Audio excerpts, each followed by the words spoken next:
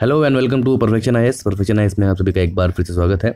आज के इस वीडियो में हम देख रहे हैं 25 अगस्त 2021 में द हिंदू में छपे कुछ इंपॉर्टेंट न्यूज़ और उनके एडिटोरियल्स की एनालिसिस। तो चलिए शुरू करते हैं। इस वीडियो में बेसिकली आपको 4 पार्ट्स में देखने को मिलेंगी चीज़ें। First is important news, second कुछ इंपॉर्टेंट एडिटोरियल्स की एनालिसिस, उसके बाद एक prelims based current affair question जो किसी न्यूज़ पर बेस्ड होगा और एक मेंस के लिए क्वेश्चन। इसमें बेसिकली देखा जाए तो एक आर्टिकल बहुत ही एथिकल गवर्नेंस के कॉन्सेप्ट पर लिखा गया है, फेस रिकॉग्निशन, कि कितना ये एथिकल है और क्राइम प्रिवेंशन में कितना यूज़ कर सकते हैं इसको और किस हिसाब से इसका यूज़ लिमिट होने चाहिए या नहीं। अगर सरकार निरंकुश हो जाए तो इसका मिस यूज़ किस तरह से की सकती है। सेकेंडली एक और आर्टिकल दिया गया है कास्ट सेंसस के पीछे, the politics behind caste census and why it is necessary और why it is not necessary, दोनों चीज़ पर। एक बहुत ही इंपॉर्टेंट इंटरनेशनल आर्टिकल है आर्कटिक काउंसिल के बारे में, डिस्कस करेंगे इसको। उससे पहले इंपॉर्टेंट न्यूज़ देख लेते हैं कि तमिलनाडु ने मनरेगा के तर्ज पर, जो Mahatma Gandhi national employment rural guarantee जो स्कीम थी, उसी के तर्ज पर एक कलेंगर, जो उनके के करुणानिधि को जो कलेंगर उनका नाम था, कलेंगर एम्प्लॉयमेंट स्कीम को लॉन्च किया गया है, कलेंगर अर्बन डेवलपमेंट स्कीम, जिसके तहत वो अभी इस वर्ष 100 करोड़ लोग को अर्बन एम्प्लॉयमेंट देगी। जैसे कि आपको पता है कि तमिलनाडु देश में one of the second most important state जिसके पास बहुत ज़्यादा अर्बन पॉपुलेशन है, और ये एस्टिमेट लगाया जा रहा है कि 2036 तक यह कुल मिलाकर 60% तक उसकी जो अर्बन पॉपुलेशन यानी कि ऐसी जनसंख्या जो शहरों में रहती है वो बढ़ रही है, और इसी वजह से वहाँ पर अर्बन अनएम्प्लॉयमेंट और अर्बन पॉवर्टी आ रही है। उसको टैकल करने के लिए एक विजनरी कदम लिया गया है, that is to augment the MNREGA. जो मनरेगा गाँव में चलती है वो रूरल एम्प्लॉयमेंट गारंटी स्कीम है, उसी के तर्ज पर अब अर्बन एरियाज़ में भी इस तरह की स्कीम चलेंगी, and that is known as the Kalaignar urban development scheme, जिसके तहत ये कंटिन्यूसली प्लान कर रहे हैं कि 5 साल तक हम 1000 करोड़ रुपये के आसपास करेंगे, और अभी इस वर्ष जो है 100 करोड़ रुपये उसको फंड दिया गया है। बेसिकली इसका भी काम वही होगा, लेकिन इसका स्ट्रक्चर बदल जाएगा, जैसे कि कम्युनिटी हॉल हुआ, infrastructure, markets, models, libraries etcetera, canals, drainage system, इस तरह का डेवलपमेंट करेंगे। तो ये अर्बन प्लानिंग में एक बहुत ही इंपॉर्टेंट स्टेप्स है, और आने वाले समय में आपको देखने को मिलेगा कि बहुत सारे स्टेप्स, खास करके ऐसे राज्य जिनके पास अर्बन पॉपुलेशन ज़्यादा है, महाराष्ट्र हो गया, गुजरात हो गया, वो भी कहीं ना कहीं इस तरह की चीज़ों को, जो अर्बन एम्प्लॉयमेंट, शहरी रोजगार को बढ़ावा देने के लिए ये चीज़ की जाएगी। एक बहुत ही इंटरेस्टिंग जजमेंट आया है बिहार के एक कोर्ट के जज से, जिसने ये कहा किसी व्यक्ति को लिक्वर प्रोहिबिशन एक्ट के तहत पकड़ा गया था, और लकीली उसका नाम भी नीतीश कुमार ही था। सो नेम से एक लाइक ऑफ नीतीश कुमार, उसको ये पनिशमेंट दी गई है कि आपको एक ही शर्त पर बेल मिलेगी कि आपको 3 महीने तक 5 बच्चों के एजुकेशन का खर्चा उठाना पड़ेगा, that is the bail. So ये बहुत ही इम्पॉर्टेंट कॉन्सेप्ट है जस्टिस का, दैट इज़ कि justice should not only be seen to be, यानी कि जस्टिस केवल न्याय होना नहीं चाहिए, न्याय होते हुए दिखना भी चाहिए, और न्याय का इम्पैक्ट, जो कानून है न्याय, उसका इम्पैक्ट सोसाइटी पर भी पड़ना चाहिए। और इस तरह के जो कानून, इस तरह के जो इनोवेटिव जजमेंट्स हैं, वो actually the basic concept of किसी भी क्राइम को रोकने का जो डिटरेंस, कि लोग उससे डरें और क्राइम को ना करें, but at the same time लोगों को सुधारना। इसलिए आपको पता होगा कि जेल को कैदी सुधार गृह कहा जाता है। तो इस तरह के कैदियों को भी, जो महात्मा गांधी का कॉन्सेप्ट है कि कोई व्यक्ति क्रिमिनल पैदा नहीं होता, ठीक है, हर व्यक्ति के अंदर अच्छा या बुरा होता है। So hate the sin not the sinner, गलत पाप से घृणा करें, पापी से नहीं। और कहीं ना कहीं इसी चीज़ को देखते हुए हर व्यक्ति को सुधरने का मौका मिलना चाहिए। सो एक बहुत ही इनोवेटिव कंसेप्ट लिया है कि आपको बेल मिलेगी, but you have to educate 5 childrens. तो सज़ा की सज़ा हो गई, एंड सोशल डेवलपमेंट भी। तो this kind of innovative judgement should be procured. Why it is important? Because it has happened in the state of Bihar. Now most important article about the ugly face of crime fighting, यानी कि face recognition पे, basically it is related with ethics and the technology. So how ethics, governance and technology can prove phenomenal in the way of life, also can be proving detrimental in the way of living life. So Bharat सरकार ने specially Indian police को empower करने के लिए एक national automated facial recognition system NAFRS को बनाने की, इम्प्लीमेंट करने की योजना बनाई, जिसका बेसिक आइडिया तो 2009 के UPA cabinet committee of economic affairs CCEA ने हरी झंडी दी थी इसको, बट बहुत साल से लटका हुआ था और फाइनली जो अभी का जो डेटा प्रोटेक्शन बिल है, जो ड्राफ्ट प्रोटेक्शन बिल है, उसमें कहीं ना कहीं उसके थ्रू तहत इसको एंट्री दी जा सकती है, ऐसे कहने की बात आ रही है। तो इस पर आर्टिकल लिखा गया है कि बेसिकली इसका जो एम होगा वो facilitate investigation of crime and detection, यानी कि क्राइम को डिटेक्ट करने में और अर्ली प्रिवेंशन। जिस तरह से the way is changing, the world is changing and the nature of crimes are changing, so the police or the policing or the security agencies needs to be a step ahead in order to stop these crimes, and that is why they are being given a special kind of powers। और इस तरह की powers ऐसी नहीं कि पहली बार Bharat use कर रहा है, इसको FBI भी यूज़ करती है, US में MI भी यूज़ करती है, UK में, चाइना में, बहुत सारी जगहों पर भी यूज़ हो रहा है। बट हर जगह इसके कंसर्न्स ये उठ रहे हैं कि ये कितना एथिकल है, क्योंकि इसके रिजल्ट्स हर बार गारंटीड सक्सेस हो ऐसा नहीं है, ये भी देखा गया। बेसिकली ये क्या यूज़ करता है, तो ये फेशियल लैंडमार्क्स को यूज़ करते हैं। Facial landmark means cheekbones, contours on the lip, facial designs, eyebrow designs, डाइफरस्केस, सिरिंजेस ऑन द फेस, किस एरिया में आपके सिंक्लाइंस है, किस एरिया में अपलिफ्ट्स हैं, उस एरियाज़ को कंप्लीट करके एक आपकी जियो मैपिंग बनाता है, एक न्यूमेरिकल कोड देता है, that is called a face print. Now that face print is given a particular code, और उस फेस प्रिंट से किसी का 70 या 80% भी अगर मैचिंग होता है, that is he is considered as a matched. और यही कहीं ना कहीं एक समस्या बन रही है, बिकॉज ये देखा गया है कि बहुत सारी बार इवन कि ऐसा ज़रूरी नहीं है कि हर बार जो इमेज बने, जो फेस प्रिंट बने, वो एग्जैक्टली उसी पर्सन का हो। और ये भी हो सकता है कि सम पर्सन में change their faces by adding some extra win, तो the very purpose of detecting can also be going.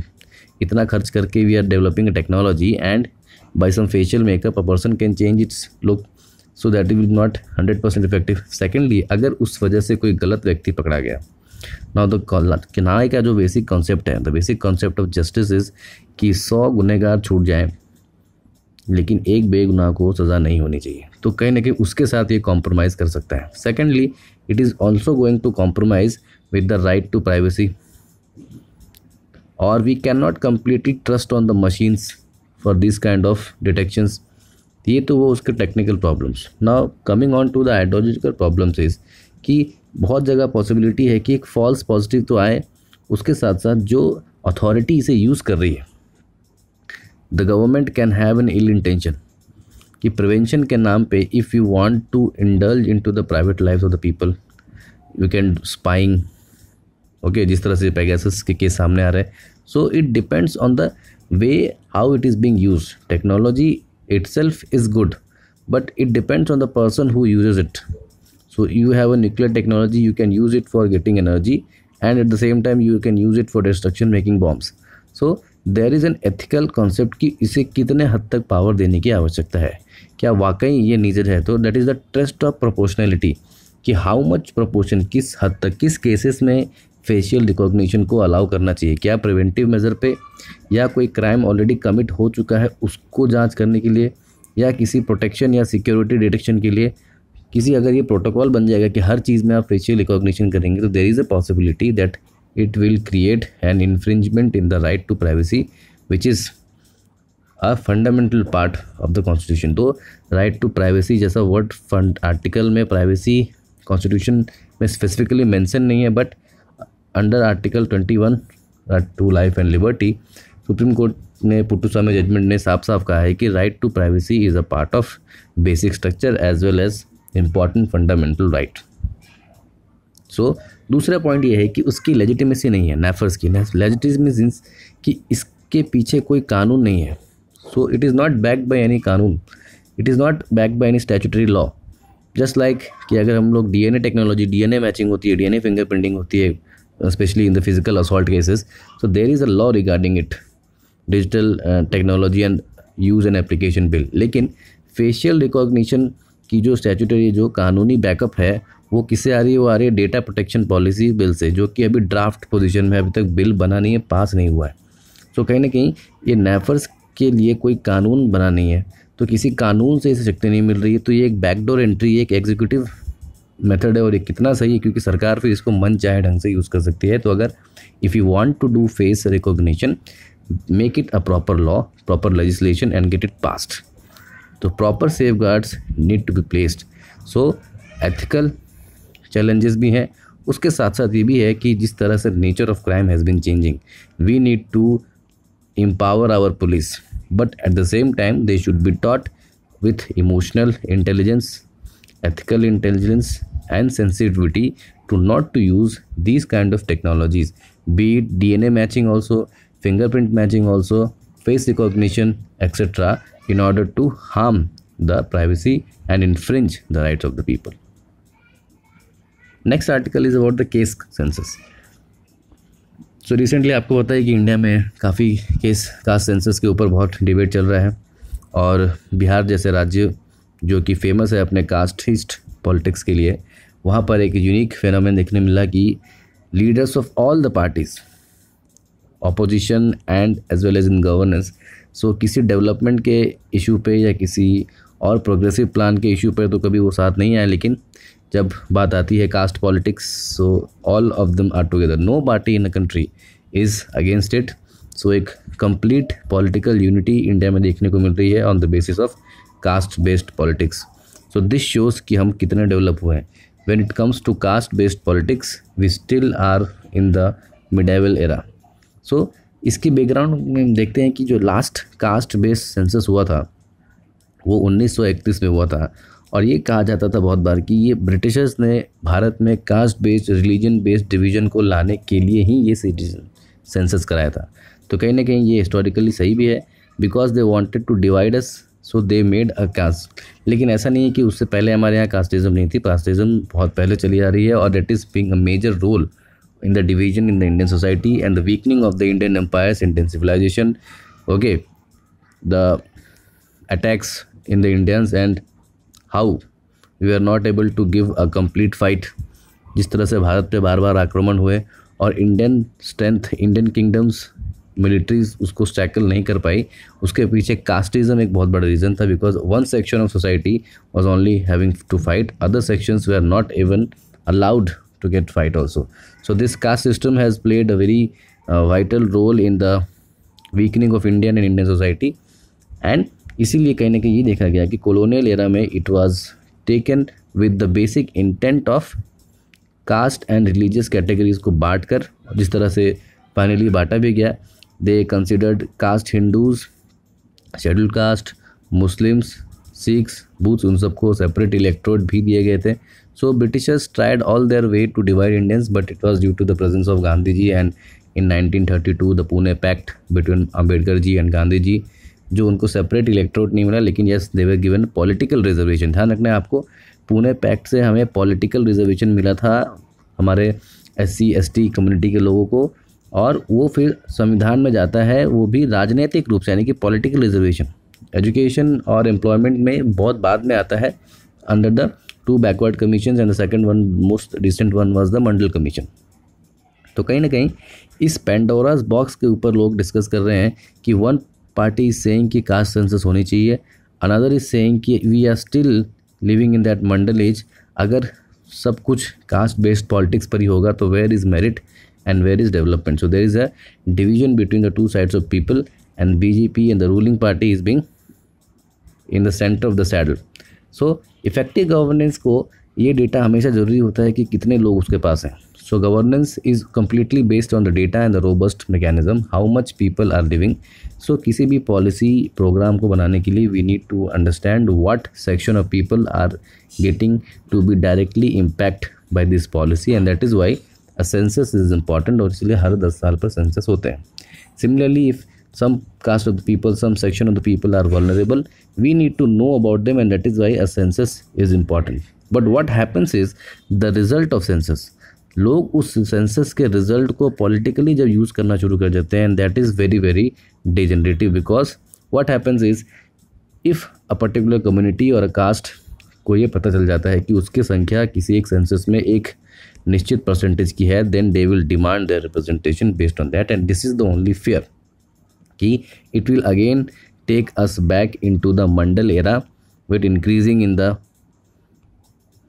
reservation levels. और इसी वजह से political parties जो opposition में वो they are supporting, those who are in power are actually not denying it but don't want to do it. So political representation of the communities, पहले भी भारत में कास्टिज्म तो चलता आ रहा है, तो कास्ट सेंसस अपने आप में ख़राब नहीं है, लेकिन उसके रिजल्ट को लेकर पॉलिटिक्स करना that is the induced disadvantage of this caste census. लेकिन वो कहीं ना कहीं पॉलिटिक्स और कास्ट इंडिया में बहुत पहले चली आ रही है और इतने जल्दी उसे हम हटा सकते नहीं। तो ये अज्यूम कर लिया जाता है कि particular groups with each category have benefited disproportionality. ये बात सही है कि आरक्षण का जो फ़ायदा है वो ओबीसी या बैकवर्ड कम्युनिटीज़ में भी किसी एक खास ग्रुप को ही मिला है। सारे के सारे बैकवर्ड कम्युनिटीज़ या सारे के सारे एससी या एसटी कम्युनिटीज़ को नहीं। उन एससी या एसटी कैटेगरीज में भी कुछ ऐसे वर्ग थे जो ज़्यादा प्रोमिनेंट थे, they were more prominent, they were more in numbers, they got the benefit of this reservation. और कहीं ना कहीं जो बेसिक आइडिया था to engulf all of the STs BCs, वो ना होकर इनके अंदर भी सब कैटेगराइजेशन हो गए और उन कम्युनिटीज़ में भी फिर ऊंची नीची बन गई। सो बैकवर्ड के अंदर भी एक मोस्ट प्रोमिनेंट बैकवर्ड और नॉन प्रोमिनेंट बैकवर्ड, जिसको हम बाद में फिर दलित और महादलित में बांटा गया।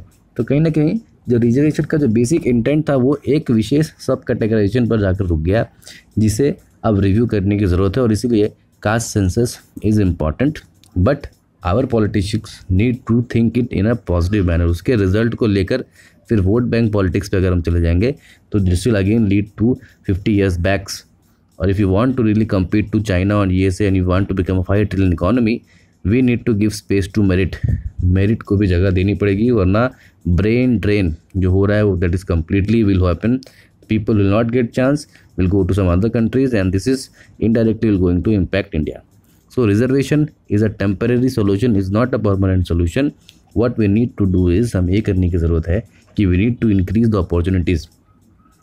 पब्लिक स्पेंडिंग बढ़ाइए, हेल्थ में ज़्यादा इन्वेस्ट करिए, एजुकेशन में इन्वेस्ट करिए। At the end of the day people will definitely uprised. ठीक है, ये reservation is a temporary step and we people have to decide कि we should not politicize this matter, because at the end of the day अगर if there is an inequality किसी में भी, अगर even the backward communities also have inequality among themselves, some of the communities in the backward community or the SC community are enjoying the benefits and others are not, then it is not going to hamper it, because it will at the end of the day it will destabilize the whole of the society. तो inequality कहीं भी ज़्यादा देर तक चलेगी नहीं, because कहीं ना कहीं वो एक खाई पैदा कर देती है जो कि आगे चलकर लॉ एंड ऑर्डर हो या सोशल थ्रेड हो, सबको प्रॉब्लम में डाल देती है। सो एक रिन्यूड विजन और जस्ट यूनिफाइड इंडिया के लिए कास्ट सेंसस ज़रूरी है, लेकिन उसके रिजल्ट पर पॉलिटिक्स नहीं। Another article is about the Arctic cooperation. ये आर्कटिक काउंसिल है, 8 मेंबर्स वाली आर्कटिक काउंसिल, जिसमें USA, Canada, Russia, Greenland, Sweden, Finland, Norway, Iceland, इन तरह कंट्रीज़ है जो कि आर्कटिक नॉर्थ पोल को बेसिकली एक्सप्लोर करते हैं। रिसेंटली हुआ ये है कि due to the rise in the melting of this regions there has been a new area of transportation and resource. क्योंकि पहले ये जो आइसेज में और अर्ली टाइम्स में there was very low temperature, but जैसे जैसे ग्लोबल वार्मिंग हुई there is an increase in temperature and that is why mobility वहाँ बढ़ गई। सो जो high laden ice sheets have been removed और यहाँ पर ट्रांसपोर्टेशन जो है वो अब कंपैरेटिवली इजी हो गया है। और यहाँ पर रिसोर्स रिच है, gas, petroleum, oil, rare earth materials. और इसीलिए हाल ही में देखा गया है कि चाइना भी वहाँ पर इंटरेस्ट दिखा रहा है, और ये जो कंट्रीज़ है वो तो है ही। And that is why it has created a new range of politics, but at the same time people are not seeing the loss of biodiversity and the environmental challenge in this region. And so the author is saying कि हमें अपने political interest को aside रखकर उस पूरे region की economic as well as environmental benefits के लिए काम करना चाहिए। So there are basically 8 countries in the Arctic council, जो कि बहुत पहले बनाया गया था। उसमें फिर बहुत सारे देशों को ऑब्जर्वर स्टेटस भी दिया गया है, जिसमें भारत भी एक देश है। भारत की भी वहाँ पर एक हिमाद्री नाम की ऑब्जर्वेशन साइट है। अच्छा, आप लोग को कमेंट बॉक्स में लिख कर ये बताना है कि अंटार्कटिका में भारत की 2 साइट्स है रिजर्व्स ऑब्जर्वेशन की, उनका नाम क्या क्या है। आर्कटिक में है वो, तो उसका नाम है हिमाद्री। सो अक्टूबर 87 में जब कोल्ड वॉर अपनी एंड पे था, मिखाइल गोर्बाचोव वहाँ जाते हैं कोला पेनिनसुला, जो आर्कटिक का एक रशियन एंड है, एंड ही सेज कि ये अब कोई कोल्ड जोन नहीं है, ये जोन ऑफ पीस है। सो कोल्ड वॉर यहाँ पर ख़त्म होता है। और उस बात से ये भरोसा दिया गया कि आर्कटिक काउंसिल में, स्पेशली आर्कटिक और अंटार्कटिक दोनों ही रीजन में अब जो है वो एक कंसेंसस बनेगा और वहाँ की जियोपॉलिटिक्स को पीछे रखकर एनवायरमेंटल इंपॉर्टेंस, एनवायरमेंटल जनरेशन को तरजीह दी जाएगी। But with the recent years Russia again it's showing his power, specially 2015 में उसने एक एक्सपेडिशन मेथड रखा and they claimed their flag. तो कनाडा के एक बहुत ही इंटरेस्टिंग स्टोरी है, द कनाडा फॉरेन मिनिस्टर ने कमेंट किया कि भाई ये कोई 15वीं शताब्दी नहीं है कि जहाँ आप गए आपने झंडा गाड़ दिया और जगह आपकी हो गई। सो झंडा गाड़ना इज़ अ वो नेशनलिज्म अब खत्म हो चुका है, it is not your territory. तो उस टेरिटरी को लेकर बहुत बीच में डिफरेंसेस हुए, इवन फिर रशिया ने यूक्रेन को एनेक्स कर लिया। तो बहुत सारे जो जियोपॉलिटिकल इश्यूज एरिया में चल रहे हैं और आर्कटिक को जो एनवायरमेंटल लॉस हो रहा है specially due to the rise of temperature, उस पर कोई बात नहीं कर रहा है। People are excluding and exploiting the resources of the article regions but they are not talking about any kind of the improvement in the environment and the regions of the Arctic structure। Russia का challenge है, हाल ही में एक world climate change report ने बताया कि Arctic जो है वो दुगनी तेज़ी से यानी रेस्ट ऑफ द प्लानट के कंपैरिजन में दुगनी तेज़ी से गर्म हो रहा है और एक समय ऐसा आएगा कि जब glaciers will melt there will severe depletion in the and biodiversity of the particular ecosystem, और इसलिए वहाँ पर कोऑर्डिनेशन की ज़रूरत है। तो what they need is these countries, especially Russia, will have to come down their tone and to induce a better cooperation in that region। particularly अब China भी उस रीजन में इंटरेस्ट दिखा रहा है because of the availability of the resource, specially gas and petroleum resource. उतनी energy security को maintain रखने के लिए चाइना ने भी अपने आप को एक नियर आर्कटिक कंट्री का स्टेटस दिया है। बेसिकली आर्कटिक काउंसिल में वो ऐसे देश होते हैं जिनके पास आर्कटिक से डायरेक्ट कॉन्टैक्ट है। चाइना ने रिसेंटली अपने आप को टाइटल दिया है कि we are a near Arctic country and that is why we also have the right to go in the Arctic region, exploit for resources. And that is why Arctic resources का exploitation तो सब कर रहे हैं लेकिन उसके environmental transformation पर कोई बात नहीं कर रहा। And the time is come कि these countries which are also developed and they are more scientific research, so they need to break their hegemonies and build a consensus so that it can be easily done। Climate change को dramatic कॉन्सेक्स हो सकता है और इसीलिए Arctic corporation से उस dramatic change को हम नीचे ला सकते हैं, क्योंकि लॉन्ग टर्म गेन पे फोकस करना चाहिए। Here geopolitics should be kept up side and environmental unification should be moved aside. This is the basic reason. So किस तरह से इंटरनेशनल कॉपरेशन से हम एनवायरमेंटल सस्टेनेबिलिटी की ओर बढ़ सकते हैं बजाय इसके कि उस जगह पर हम जियोपॉलिटिक्स और मसल फ्लेक्सिंग करते रहें। देख लेते हैं आज का इंपॉर्टेंट क्वेश्चन, आर्कटिक काउंसिल पर ही बेस्ड है। Arctic sea is an enclosed water body in the northern hemisphere. It has 8 permanent members and India has an observatory status। So you have to give your answers in the comment box।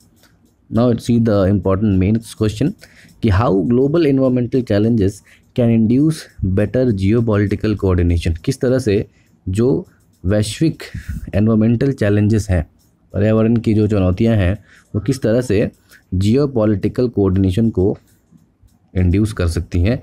You have to give in 150 words. So this was all for today's video. Will see you in the next video. Till then take care.